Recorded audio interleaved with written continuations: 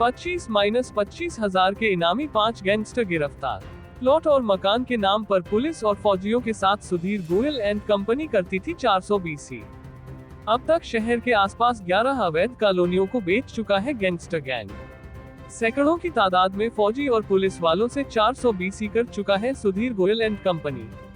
नई कॉलोनियों के शिव, शिवांग, नीलकंठ, राधिका जैसे धार्मिक नाम रखता था सुधीर गोयल एंड कंपनी। 3.74 लाख रुपए फॉर्च्यूनर, 13 मोबाइल, कपड़ों से भरे 17 बैग बरामद।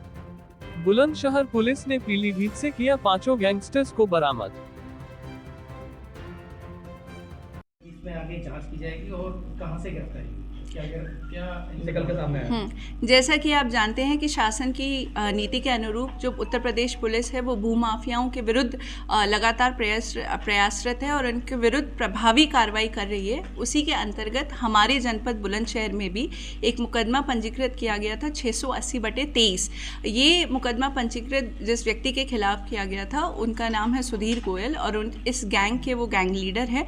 इसके 4 अन्य सदस्य भी हैं। एक उनकी पत्नी श्रीमती राखी गोयल, एक आलोक जग्गा, जय सिंह और जयप्रकाश।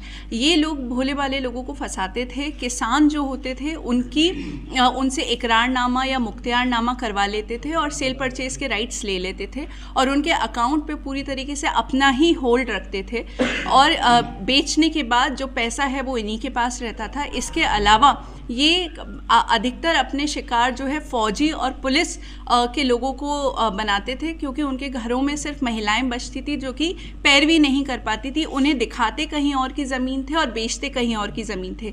जब इस फ्रॉड का लोगों को पता चलता था और वो इससे कंप्लेन करते थे तो ये कहता था कि मैं ही आपकी ज़मीन खरीद लूँगा, आप मुझे बेच दे। फिर ये अपने पास बेनामा करा लेता था या पावर ऑफ अटॉर्नी करा लेता था और उसके बाद पैसे नहीं देता था और फिर वो उस ज़मीन को किसी और को बेचता था। तो ऐसे कई लोगों को इसने अपने फ्रॉड का शिकार बनाया। ऐसा हमारे संज्ञान में, विवेचना में अभी तक ये आया है कि करीबन 11 कॉलोनियाँ इनके द्वारा बुलंदशहर में काटी गई हैं और इनमें से कोई भी कॉलोनी किसी से भी अप्रूव नहीं है, ना BDA से ना जिला पंचायत से। हम लोगों को लगातार अभी भी प्रार्थना पत्र प्राप्त हो रहे हैं। अभी तक जो मेन मुख्य अभियुक्त है सुधीर गोयल, इनके खिलाफ 15 मुकदमे पंजीकृत है, जिसमें से एक 785/23 अंतर्गत धारा 306 जनपद हापुड़ से भी पंजीकृत है। इसके अलावा जितने अभियुक्त हैं राखी गोयल, आलोक कुमार, जय सिंह, जयप्रकाश, इन सभी के विरुद्ध भी पहले भी अभियोग पंजीकृत रहे हैं।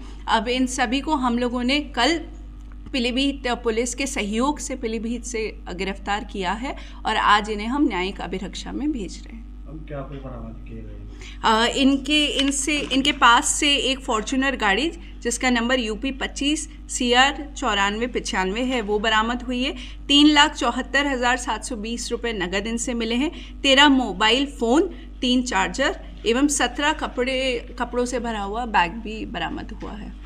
कुछ संभ्रांत लोग भी इसके सुधीर गोयल के टच में थे। जैसा कि आप जानते हैं कि इनके विरुद्ध कई अभियोग अभी भी पंजीकृत हुए हैं जिनमें विवेचना प्रचलित है। इनमें कुछ लोगों के नाम आए हैं, विवेचना जारी है और जो भी संलिप्तता जिस भी व्यक्ति की पाई जाएगी उसके विरुद्ध वैसी ही विधिक कार्रवाई की जाएगी।